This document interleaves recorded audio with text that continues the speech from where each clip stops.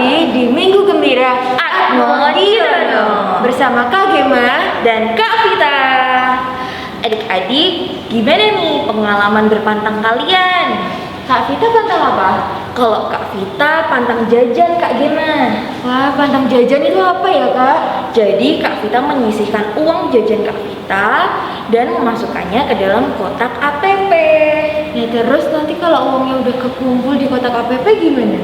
Setelah uangnya terkumpul, kotak APP itu tadi kita serahkan kepada tim APP paroki yang gunanya untuk membantu saudara-saudara kita yang membutuhkan. Nah, itulah cara kita untuk berbela rasa. Sama seperti tema APP kedua kita kali ini, yaitu Yuk Berbela Rasa. Berbela rasa itu apa sih Kak Gema? Nah, pasti pada penasaran kan? Nanti Diakon Edwin akan memberikan renungan tentang berbela rasa. Sebelumnya, marilah kita memulai dengan berdoa. Dalam nama Bapa dan Putra dan Roh Kudus. Amin. Tuhan Yesus yang baik, terima kasih atas berkat-Mu pada kami semua. Kami mohon hadirlah di tengah-tengah kami agar pertemuan APP hari ini berjalan dengan lancar dan membantu kami untuk merenungkan kasih-Mu yang besar pada kami. Semoga kami semua bisa meneladan Engkau dan bisa mewujudkan belas kasih kepada saudara-saudara kami yang membutuhkan. Dimuliakanlah Engkau kini dan sepanjang masa. Amin. Dalam nama Bapa dan Putra dan Roh Kudus. Amin. Marilah adik-adik kita bangkit berdiri untuk puji muliakan nama Tuhan.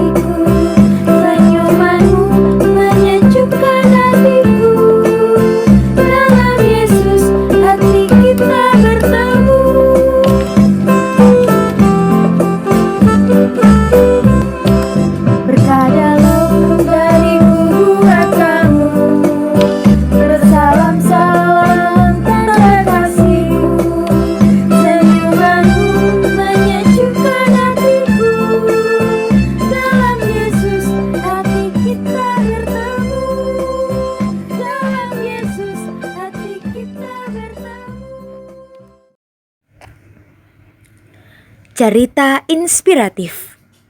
Dua malaikat. Di surga hiduplah dua malaikat muda. Malaikat pertama bernama Yuniel dan yang kedua bernama malaikat Beniel. Malaikat Yuniel ini adalah malaikat yang sangat pandai.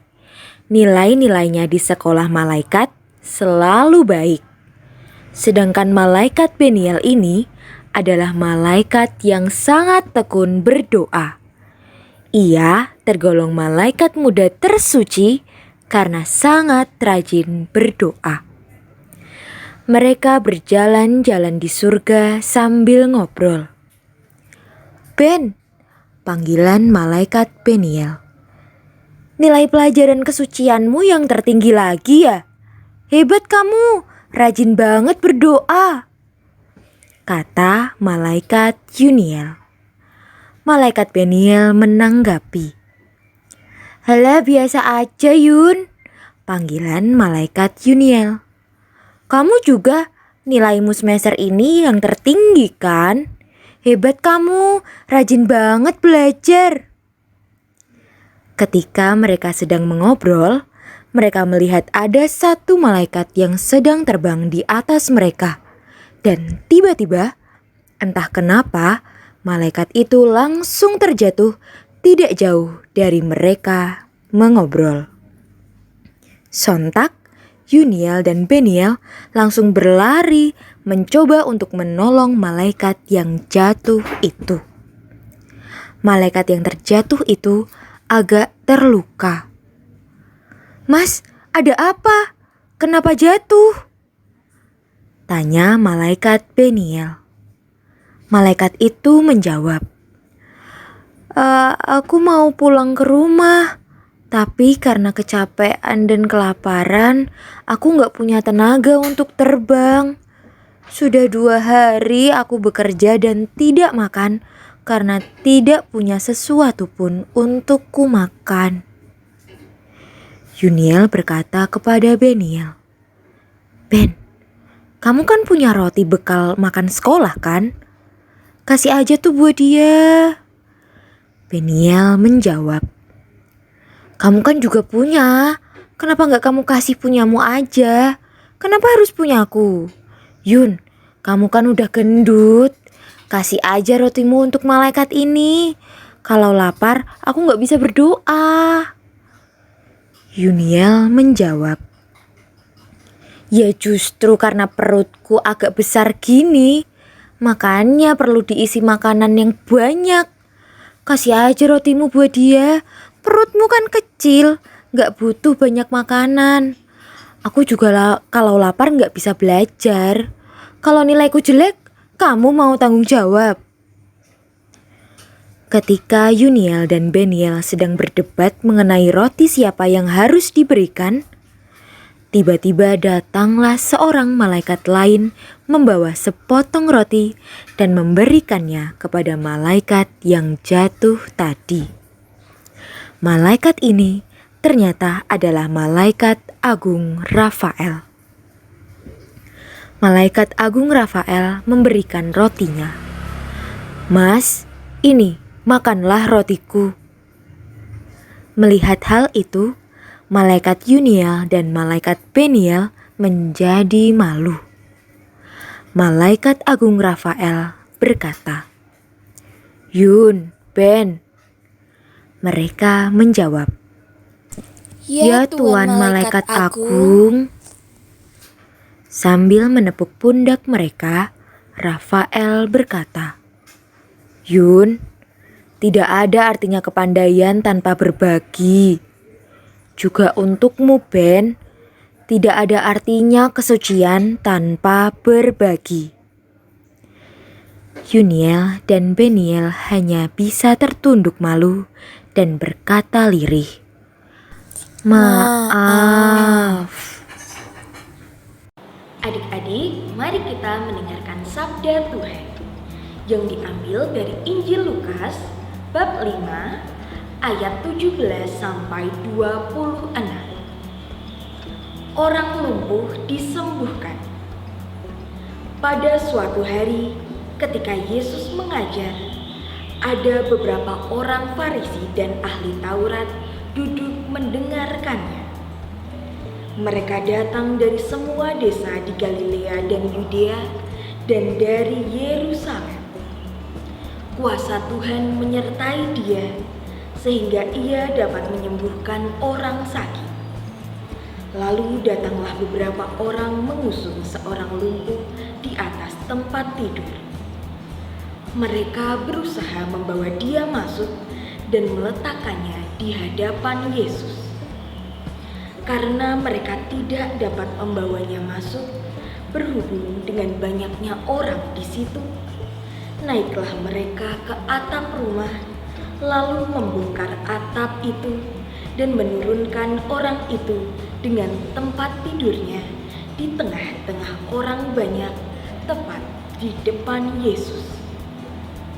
Ketika Yesus melihat iman mereka, berkatalah ia, "Hai saudara, dosamu sudah diampuni." Tetapi ahli-ahli Taurat dan orang-orang Farisi berpikir dalam hatinya, "Siapakah orang yang menghujat Allah ini? Siapakah yang dapat mengampuni dosa selain daripada Allah sendiri?" Akan tetapi, Yesus mengetahui pikiran mereka, lalu berkata kepada mereka, apakah yang kamu pikirkan dalam hatimu? Manakah lebih mudah mengatakan dosamu sudah diampuni atau mengatakan bangunlah dan berjalanlah? Tetapi supaya kamu tahu bahwa di dunia ini Anak Manusia berkuasa mengampuni dosa. Berkatalah ia kepada orang lumpuh itu, kepadamu kukatakan, bangunlah, angkatlah tempat tidurmu, dan pulanglah ke rumah. Dan seketika itu juga bangunlah ia di depan mereka, lalu mengangkat tempat tidurnya dan pulang ke rumahnya sambil memuliakan Allah. Semua orang itu takjub, lalu memuliakan Allah, dan mereka sangat takut. Katanya, hari ini kami telah menyaksikan hal-hal yang sangat mengherankan. Demikianlah sabda Tuhan. Terpujilah Kristus. Adik-adik yang terkasih, adik-adik pernah mengalami yang namanya sakit kan? Ketika kita sakit, ketika badan kita tidak sehat, kita pasti mencari obat. Dan selain mencari obat, kalau sakitnya itu keras atau sakit yang tidak sembuh-sembuh, kita pasti juga pergi ke dokter. Nah, ada pekerjaan, ada profesi yang namanya dokter. Dan dokter itu tugasnya adalah menyembuhkan pasien yang sakit.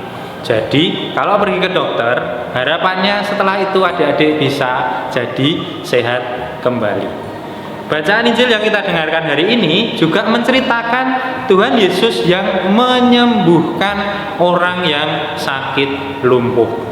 Tahu sakit lumpuh ya? Sakit lumpuh itu artinya tidak bisa berjalan.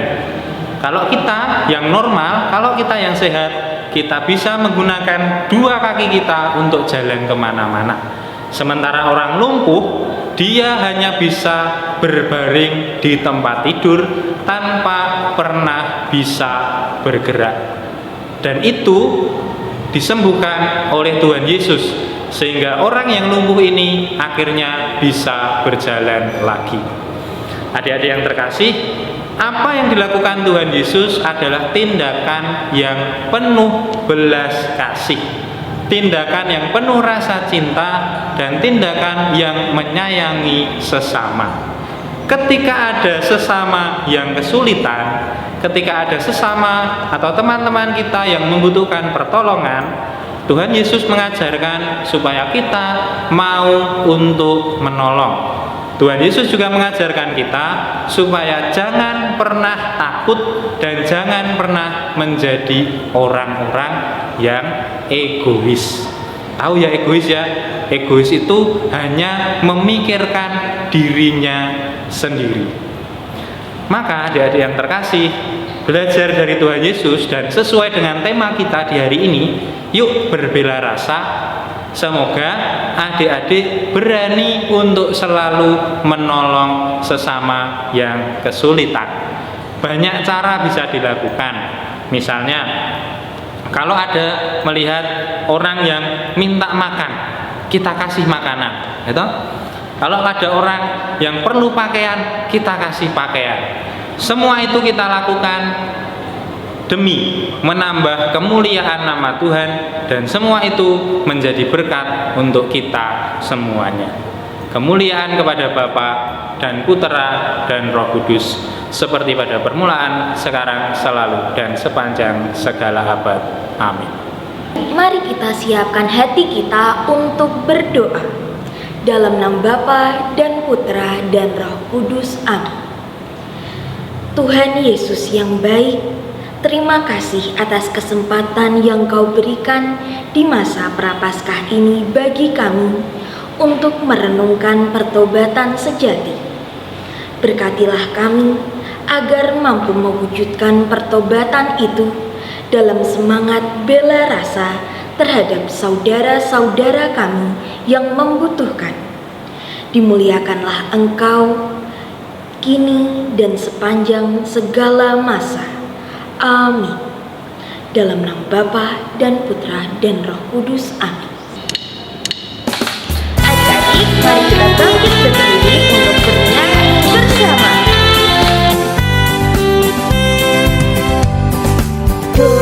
Itulah dosamu, relakan hatimu, minta pada Yesus, pahami firman-Nya. Sobatmu yang setia, lama menunggumu, silakannya masuk, dosamu dihapuskan.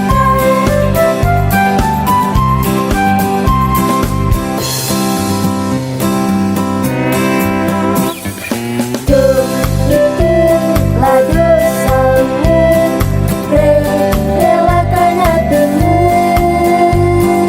minta pada Yesus, pahami firman-Nya. Sobatmu yang setia, lama menunggumu, silakan dia masuk, dosamu dihapuskan. Sekali lagi adik-adik, ayo berdiri.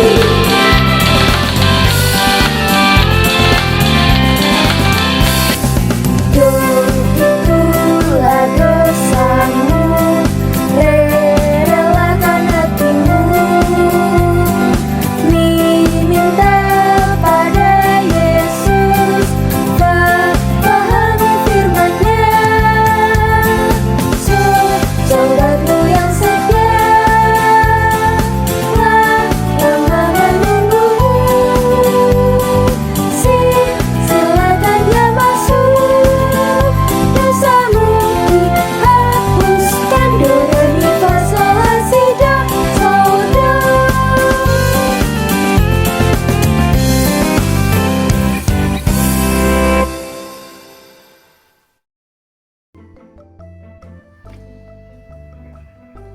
Nah, setelah tadi kita sudah bernyanyi, berdoa, membaca kitab suci, dan mendengarkan renungan dari Diakon Edwin, kita semakin diajak untuk berbela rasa terhadap sesama. Maka dari itu adik-adik, jangan lupa untuk terus mengisi kotak APP di rumah masing-masing. Jangan lupa untuk terus berdoa, membaca kitab suci, dan mengikuti misa online maupun offline di gereja. Sampai jumpa di Minggu Gembira Atmo Dirono selanjutnya.